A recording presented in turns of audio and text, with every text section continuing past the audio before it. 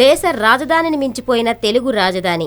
పెద్ద నోట్ల రద్దు నిర్ణయం హైదరాబాదును ఓ విషయంలో దేశంలోనే నెంబర్ 1గా నిలిపింది. రద్దయిన పాత పెద్ద నోట్లను సద్వినియోగం చేసుకోవడంలో తెలంగాణ ప్రజానికం అగ్రస్థానంలో నిలిచారు. నోట్ల రద్దు తరువాత ఇంకే రాష్ట్రంలోనూ లేనంతగా తెలంగాణలో భారీగా పన్ను వసూళ్లు పెరిగాయి. అన్ని స్థానిక సంస్థలకు పాత నోట్ల చెల్లుబాటు నిర్ణయం వరంగా మారింది. పాత నోట్లను పన్నుల చెల్లింపులకు కేంద్రం అనుమతించడంతో స్థానిక సంస్థలకు రెవెన్యూ ఆదాయం గణనీయంగా పెరిగింది. నవంబర్ నెలలో స్థానిక సంస్థల పన్నుల వసూళ్లలో తెలంగాణ అగ్రస్థానంలో నిలిచింది. హైదరాబాద్లో పన్నుల వసూళ్లను 2500%తో దేశంలోనే నెంబర్ 1 స్థానాన్ని కైవసం చేసుకుంది. గతేడాది నవంబర్లో రెవెన్యూ వసూళ్లు 489 కోట్లు ఉండగా తాజాగా నోట్ల రద్దు తర్వాత ప్రజలకిచ్చిన ఆఫర్తో మంగళవారానికి అవి 1722 కోట్లుగా నమోదయ్యాయి. తరువాత స్థానంలో ఢిల్లీ మున్సిపల్ కార్పొరేషన్ 2434% పన్ను రెవెన్యూను సాధించి ద్వితీయ స్థానంలో నిలిచింది.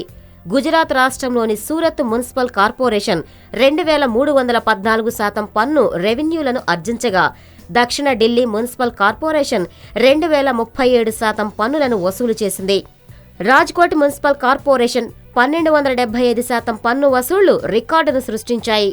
పెద్ద నోట్ల రద్దు తర్వాత కేంద్రం స్థానిక సంస్థలకు పన్నుల వసూళ్లకు పాత నోట్లను తీసుకోవచ్చంటూ మినహాయింపునిచ్చింది. ఈ నిర్ణయం నిధుల కొరతతో సతమతమవుతున్న స్థానిక సంస్థలకు పెద్ద వరంగా పరిణమించింది. భారీగా ప్రచారాలను నిర్వహిస్తూ ప్రజల్లో చైతన్యం తేవడంతో నీటి పన్నులు, ఇంటి పన్నులు, ఆస్తి పన్నులు, బకాయి పన్నులను చెల్లించేందుకు ప్రజలు క్యూ కడుతున్నారు. అదేవిధంగా గ్రామ పంచాయతీల్లోనే నీటి, విద్యుత్, ఆస్తి పన్నుల చెల్లింపులు భారీగా పెరిగాయి.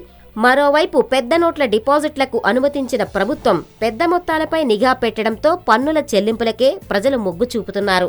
ఒక విధంగా ఇది నిధుల లేమితో ఉన్న స్థానిక పాలనా మండళ్లు, సంస్థల అభివృద్ధి పథకాలు, ప్రజల అవసరాలు తీర్చేందుకు వనరులుగా మారనున్నాయి. మొత్తానికి నోట్ల రద్దు పుణ్యమా అని జీహెచ్ఎంసీ కష్టాలు తీరినట్లుగా కనిపిస్తుంది. అయితే అంతా పన్నుల వసూళ్లనే చూస్తున్నా దేశ రాజధానిని మించిపోయేలా పాత నోట్లతో పన్నులు వసూలయ్యాయంటే హైదరాబాద్లో నల్లధనం ఏ స్థాయిలో ఉందన్నది అర్థమవుతుందన్న వాదన వినిపిస్తోంది.